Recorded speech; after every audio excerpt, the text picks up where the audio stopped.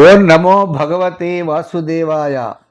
వ్యాసప్రణీతమైన మహాభాగవత కథాసారం సంపూర్ణంగా అందించే ప్రయత్నం చేస్తున్నాం. ఈ అమృత ఫలాన్ని మీరు ఆస్వాదిస్తూ మీ పిల్లలకి అందరికీ కూడా కథారూపంలో దీన్ని తెలియజేయండి. ఆ వాసుదేవుడి యొక్క అనుగ్రహం అందరికీ ఉండాలని చెప్పి కోరుకుంటూ, కరారవిందేన పదారవిందం ముఖారవిందే వినివేశయంతం వటస్య పత్రస్య పుటేశయానం బలం ముకుందం మనసా స్మరామి.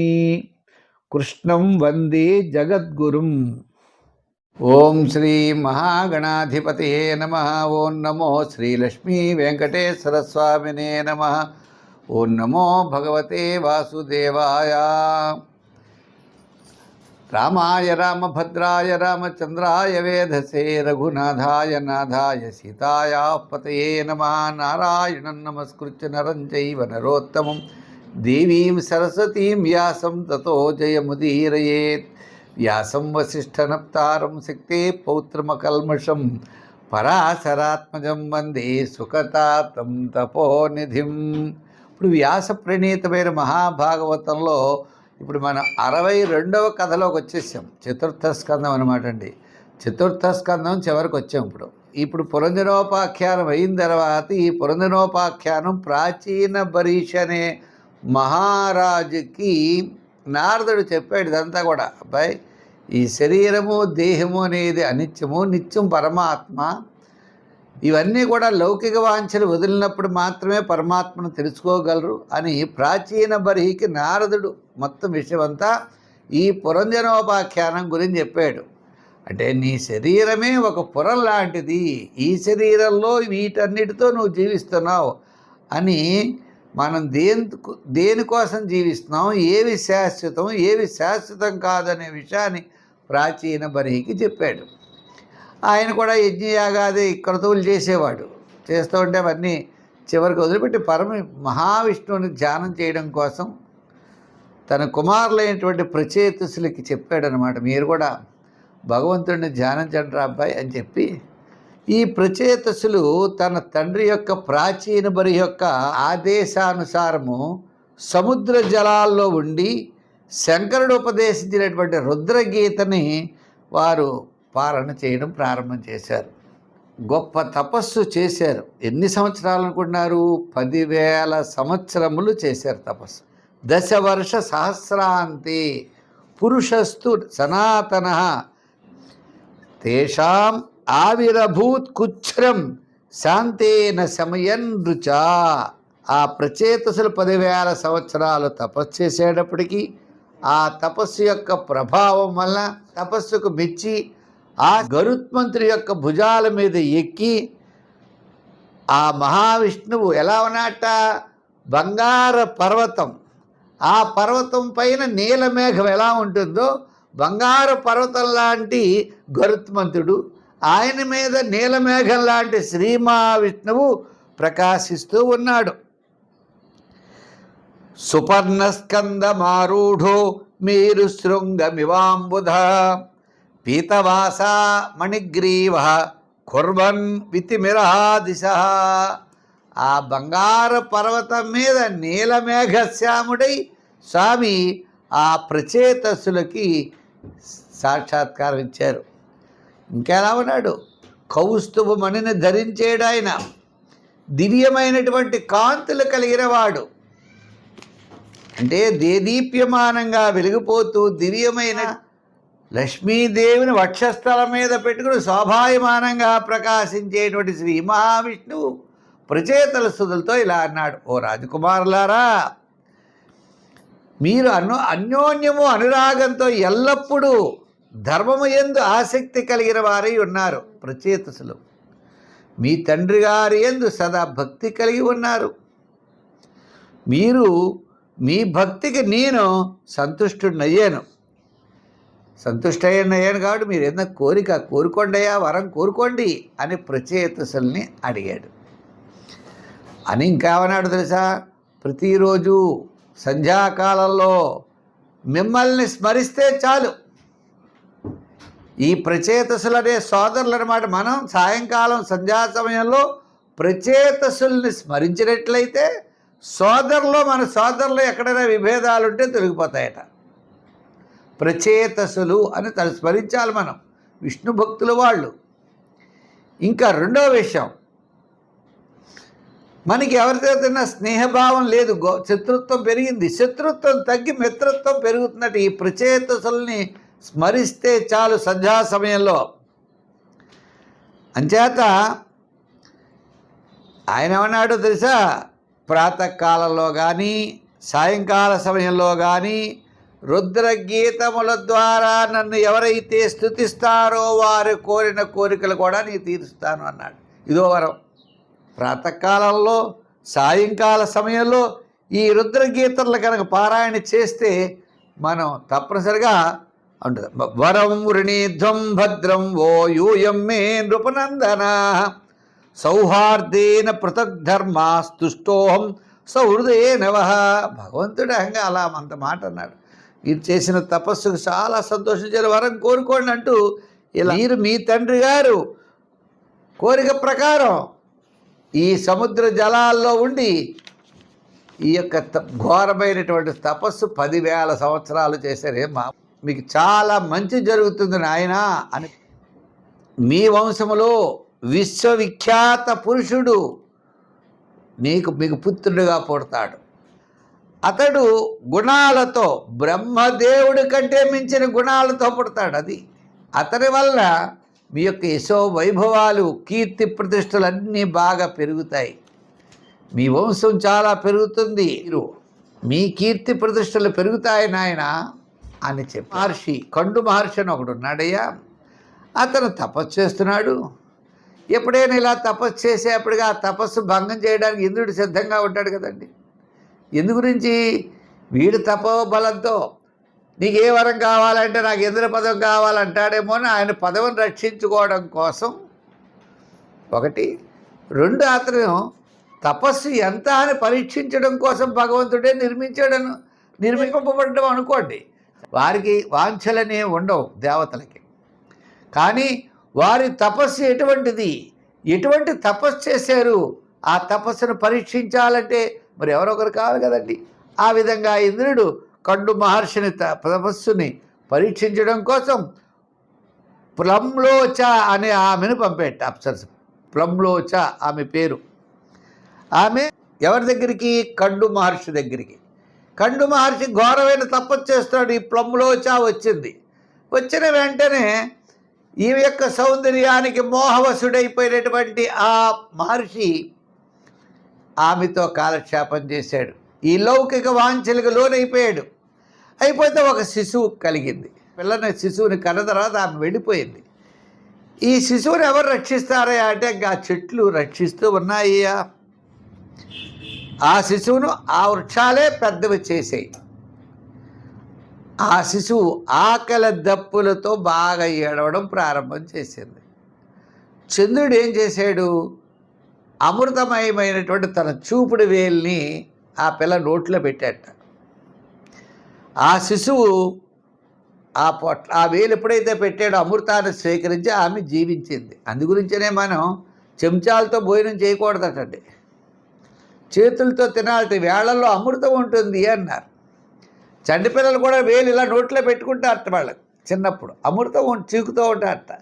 ఈ విధంగా ఈ వేళల్లో అమృతం ఉంటుంది అని మన పూర్వీకులు చెప్తారు. అత్యంతనే మన భోజనం, మన సాంప్రదాయ సనాతన ధర్మాలు అంటారే, చెంచాలతో పీక్కు తిని ఎవడో తిన్నటువంటి నోట్లో పెట్టుకోవడం మన చెంచాలు. మన వేళ్ళు ఉన్నాయి కదండి శుభ్రంగా, మన వేళ్లతో చక్కగా ఇలా అన్నం తీసుకుని అలా తింటే అమృతంతో సమానమట.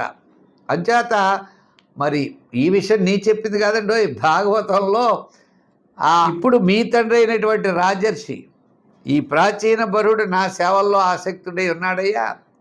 అంచేత మరి మిమ్మల్ని సంతానం అభివృద్ధి చేయమని చెప్పాడు కదా, సంతానం అభివృద్ధి చేయాలి కదా. అందుచేత మీరు ఆ శిశువుని, ఆమె పెద్దదయ్యింది ఇప్పుడు, ఆ పెద్దదైనటువంటి ఆమెను మీరు తీసుకుని వివాహం చేసుకోండి ధర్మబద్ధంగా. మీ తండ్రి గారి యొక్క ఆదేశాన్ని మీరు పాటించండి. మీరు నా యందు ఉన్నటువంటి భక్తితో ఎప్పుడూ సదా సేవిస్తూ ఉండాలి.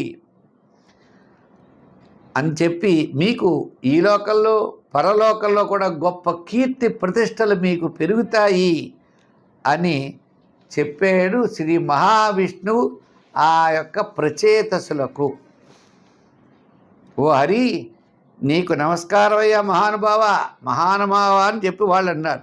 నమో నమ క్లేశ వినాశనాయ నిరూపతోద్ధార గుణాఫయాయ మనోవచో వేగ పురోజనాయ సర్వాక్షమార్గైరగతాధ్వరే నమః.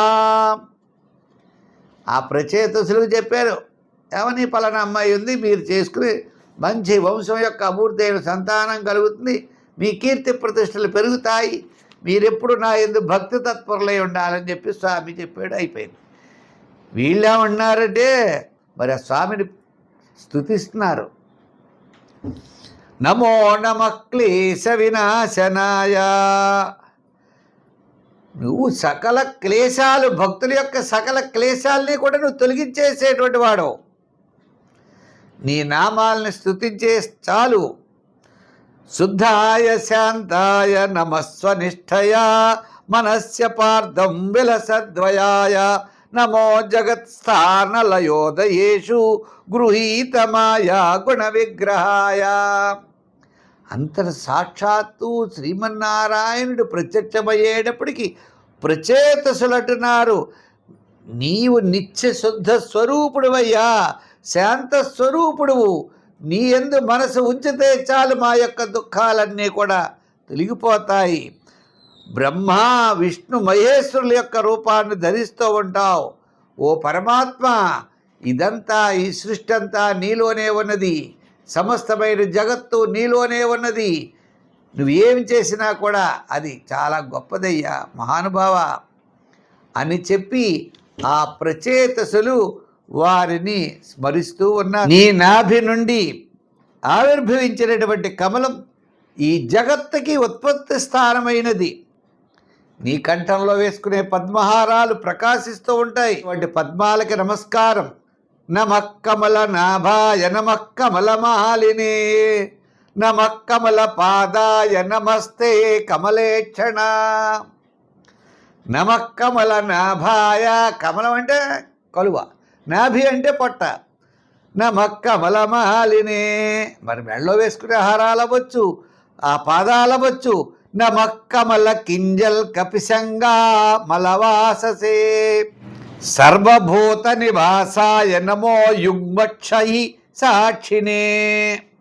ఓ జగన్నాథ, దివ్యమైన వస్త్రాలు ధరిస్తావయ్యా, సమస్తమైన ప్రాణులకి ఆశ్రయభూతుడు, సమస్త లోకాలకి సాక్షివి. అటువంటి నీకు నమస్కారం. ఏది అవిద్యను తొలగిస్తావు,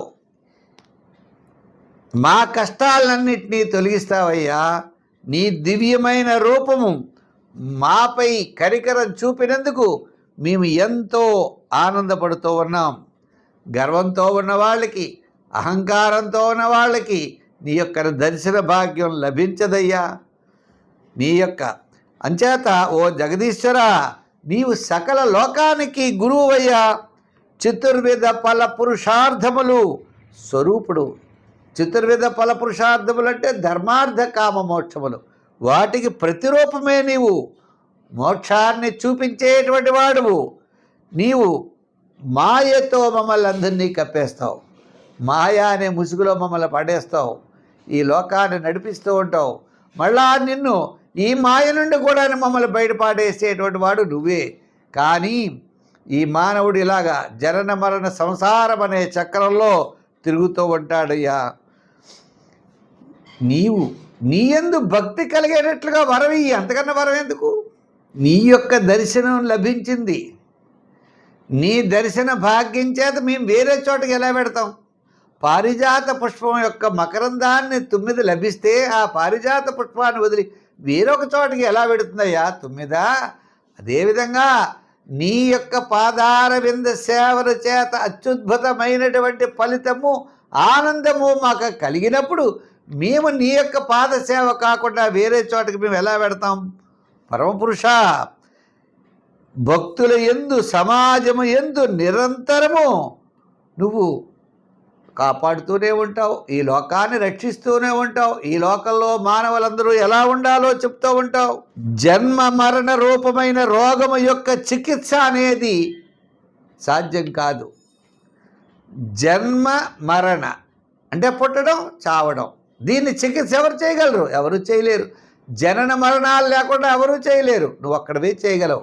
ఈ చికిత్సకి, ఈ రోగం తగ్గించేటువంటి శక్తి నీకొక్కడికే ఉన్నది. వయంతు సాక్షాత్ భగవన్ భవస్య ప్రియస్య సఖ్యుక్షణ సంగమేన. నీ దర్శన భాగ్యం అన్నదే మాకు అత్యంతము ప్రీతికరమైనది. నీ మహిమ అపారమైనది, నీ మహత్వము. ఆ స్వయంభవ మనువు బ్రహ్మదేవుడు, పరమశివుడు, ఇంకా తపస్సు చేసేటువంటి వారందరూ యోగీశ్వరులు తప్ప ఇంకెవరికి తెలుస్తుందా నీ యొక్క గొప్పతనము? ఈ మాటలు అనేప్పటికి విష్ణుమూర్తి చాలా సంతోషించి మరి ఇంకా ఆయన ఎంతసేపు ఉంటారండి. ఇతి ప్రచేతోభిరభిష్టుతో హరి ప్రీతస్తేద్యాహ శరణ్యవత్సల. ప్రచేతసులు ఇలా స్తుతించేప్పటికీ ఆయన హరిని దర్శించాలనే కోరిక వాళ్ళకి ఇంకా ఉంటుంది. మన చోటు బాగా ఇష్టమైన వాళ్ళు వెళ్ళిపోతున్నారు అనుకోండి, బీచ్ చివరి వరకు వెళుతూ ఉంటాం. ఎప్పుడు ఇక్కడ సాక్షాత్తు శ్రీమన్నారాయణుడు మన యొక్క అదృశ్యం అయిపోతూ ఉంటే వారి యొక్క మనసు ఎంత ఊళ్ళాడుతూ ఉంటుంది. చూడాలనేటువంటి ఉత్సుకత ఉంటుంది, వదలలేరు. ప్రేమ, అనురాగం. స్వామిని అలా వదలలేక ఉంటే ఆ స్వామి అలా మెల్లిగా వెళ్ళిపోయారు. వెళ్ళిపోయిన తర్వాత మెల్లిగా వీళ్ళు సముద్ర జలాల్లోంచి బయటకు వచ్చారు. మరి సముద్ర జలాల్లో కదా వీళ్ళు తపస్సు చేసేది. బయటకు వచ్చి భూమి మీదకి వచ్చారు. కోపంగా చెట్లను చూశారు. చెట్లు మాడిపోవడం ప్రారంభించాయి. మారిష అని మాట అమ్మాయి పేరు. ఆ మారిషను తీసుకొచ్చారు. ఈ లోపల బ్రహ్మదేవుడు పరిగెట్టుకొచ్చాడు. చెట్లన్నీ పాడైపోతున్నాయి. ఏమిటి ఇలా ఏమిటి ఎందుకు జరుగుతోంది? ఈ అకాలమైనటువంటి దుస్థితి ఎందుకు వచ్చిందని గబగా బ్రహ్మదేవుడు పరిగెట్టుకొచ్చి ఆ చెట్ల దగ్గరికి వచ్చి, బాబు ఇవన్నీ కాదు, వాళ్ళు శాంతించాలి, మారిష అనే అమ్మాయినిచ్చి వాళ్ళకి వివాహం చేయండి అన్నాడు. అప్పుడు మారిష అనేటువంటి అమ్మాయినిచ్చి వారికి వివాహం జరిగిన తర్వాత మహర్షి యొక్క గర్భంలోంచి ఒక అత్యద్భుతమైనటువంటి పుత్రుడు పుట్టాడు. ఎవరయ్యా ఈ పుత్రుడు అంటే, దక్ష ప్రజాపతి అని ఒక ఆయన ఉండేవాడు, మీకు తెలుసు. ఆ దక్ష ప్రజాపతి యొక్క కుమార్తె సతీదేవి. బాగానే ఉంది. సతీదేవికి ఆ దక్ష ప్రజాపతికి పరమేశ్వరుడికి శత్రుత్వం వచ్చేటప్పటికి ఆ సతీదేవి తన దేహాన్ని వదిలిపెట్టింది. దక్షుడికి అర్జుడి యొక్క అంటే మేక ముఖాన్ని తగిల్చారు. ఇలా కొంతకాలం జరిగిన తర్వాత ఆయన మొత్తం మీద ఆ శరీరాన్ని వదిలిపెట్టేయాలని అనుకున్నాడు. వదిలిపెట్టేసినటువంటి దక్షుడు మళ్ళా తిరిగి ఈ ప్రచేతసుల యొక్క ఈ మహర్షికి సంతానంగా దక్ష ప్రజాపతి మళ్ళా ఉద్భవించాడు. మరి విష్ణుమూర్తి చెప్పాడు కదా, మీ వంశంలో గొప్ప ఉన్నతమైన వాడు జన్మిస్తాడని. ఆ విధంగా దక్షుడు వీరికి పుత్రుడిగా పుట్టాడు. చాక్షుష మన్వంతరం వచ్చేటప్పటికి పూర్వ మన్వంతరం అంతా కూడా తొలగిపోతుంది. మళ్ళా సృష్టి చేయవలసిన పరిస్థితి వస్తుంది. ఇప్పుడు ఈ దక్షుడు మళ్ళా సృష్టి క్రమాన్ని ప్రారంభం చేశాడు. ఈ విధంగా ఈ సృష్టిని బాగా చేశాడు కాబట్టి దక్షుడు అని పేరు వచ్చింది. దక్షుడు అంటే ఏమన్నారు? సమర్థత కలిగిన వాడని అర్థం. ఎప్పుడైతే దక్షుడు సమర్థత కలిగిన వాడో ఏడో బ్రహ్మదేవుడు దక్ష ప్రజాపతులందరికీ కూడా ఈయన నాయకుడిగా పెట్టాడు.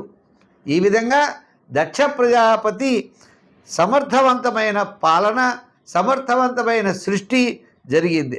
ఆ క్రమంలో మరీచుడు మొదలుగా కలిగినటువంటి ఋషులందరినీ ఈ దక్ష ప్రజాపతి మళ్ళా అందరినీ కేకేసి దగ్గర పెట్టుకుని ఈ సృష్టి క్రమాన్నంతా చేయడం ప్రారంభం చేశాడు. చేతుసుల యొక్క మారిష అనే ఆమెకు ఈ దక్ష ప్రజాపతి కలగడం, ఇతను కలగడం ద్వారా వీరి వంశానికి గొప్ప పేరు ప్రఖ్యాతులు రావడం, వీళ్ళంతా కూడా శ్రీమన్నారాయణ భక్తుల ఈ స్వామిని సేవిస్తూ వారి యొక్క అనుగ్రహంతో ఉన్నారు. మరి ఎక్కడికి వెళ్ళారు ఏమిటనేటువంటి విషయాన్నంతా కూడా మనం తర్వాత రేపు ఎపిసోడ్లో తెలుసుకుందాం. మరి ఈ యొక్క భాగవతాన్ని మీరందరికీ కూడా అందించవండి. సర్వే జన సుఖినో భవంతు. ఆ భగవంతుడి యొక్క అనుగ్రహం మీకు మాకు అందరికీ ఉండాలని చెప్పి కోరుకున్నాం. పుల్లెల సత్యనారాయణ అనే యూట్యూబ్ ఛానల్లో మీరు అన్ని ఎపిసోడ్లు పెట్టాం, తప్పనిసరిగా చూడండి. 1-2 చూడలేని వాళ్ళు కూడా చూడొచ్చు, అన్ని ఎపిసోడ్లు ఉన్నాయి. మా యొక్క యూట్యూబ్ ఛానల్లో వారఫలాలు, మాసఫలాలు ఇలా అనేకమైనటువంటి వీడియోస్ కూడా ఉంటాయి. మరి చాలామంది లైక్ చేస్తూ ఉంటారు, షేర్ చేస్తూ ఉంటారు. ముఖ్యంగా ఈ భాగవతాన్ని 10 మందికి అందిస్తారని చెప్పి కోరుకుంటూ మళ్ళా రేపు కలుసుకుందాం. సర్వే జన సుఖినో భవంతు. స్వస్తి.